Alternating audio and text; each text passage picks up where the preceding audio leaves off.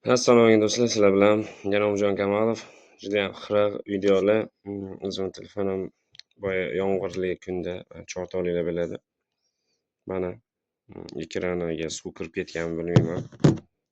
Kecha son bir bo'lsa yozyapman. Challenge 6-kunida sizlarga polisomiya, ya'ni xromosoma miqdorini 2 yoki 3 taga ortib ketishi. Ya'ni odamda 46 ta xromosoma bo'lsa, 48 ta yoki 49 bo'lib ketsa polisomiyaga misol bo'ladi. Ya'ni genom mutatsiyasini monosomiya, trisomiya bilan tanishgan bo'lsak, polisomiya haqida gaplashgan edik.